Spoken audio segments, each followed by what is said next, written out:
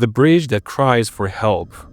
Have you ever crossed a bridge at night, feeling like something was watching you from the shadows? Well, there's a place deep in the woods where an ancient bridge stands alone. It has a reputation, a terrifying one, that has haunted the locals for centuries. No one dares cross it after dark, and those who do, well, let's just say they don't return the same.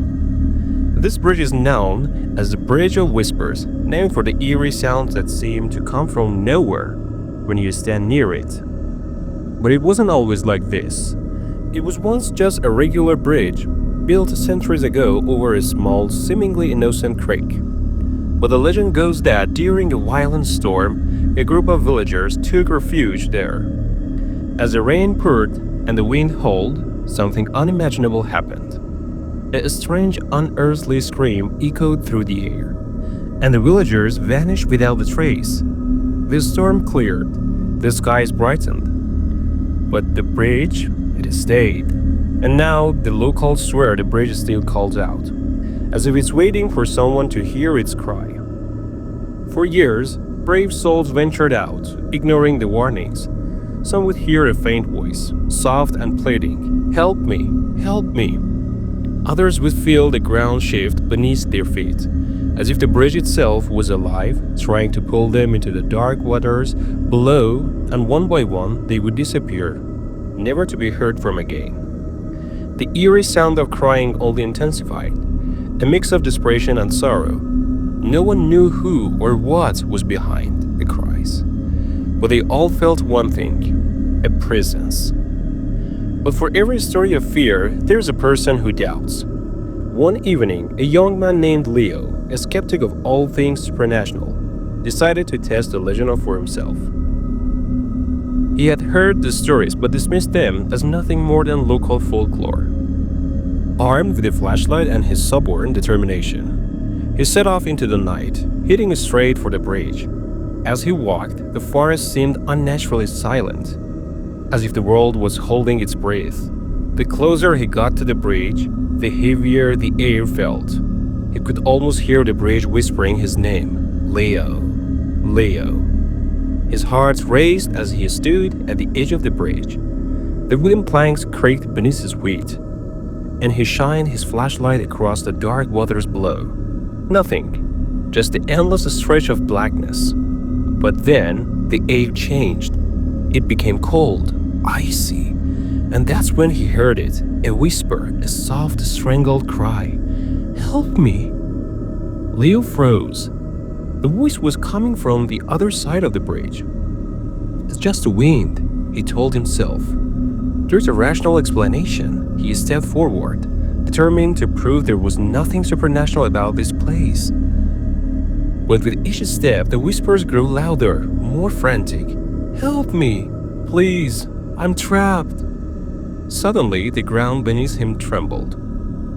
Leo stumbled, his heart pounding in his chest as he struggled to stay on his feet. The flashlight flickered, casting erratic shadows across the bridge. Then he saw it, a shadow moving across the far side of the bridge. A figure. No, not a figure. Something worse. Something cloaked in darkness, like a person but wrong, unnatural. It was standing there, its head tilted at an odd angle, its arms outstretched towards him. Leo felt his breath catch in the throat. The air thickened. "Help me!" The voice moaned again. This time, it wasn't coming from the figure. It was coming from beneath the bridge. From the very earth itself. The ground was alive with the sound of despair cries, and Leo could feel it vibrating under his feet, pulling at him. Panicking, Leo turned to run, but his legs felt like they were made of stone. Every step he took was heavier than the last. The cries turned into screams, horrible, guttural sounds that scraped at his ears, at his mind. And then, just as he was about to make it to the edge of the bridge, his foot caught on something.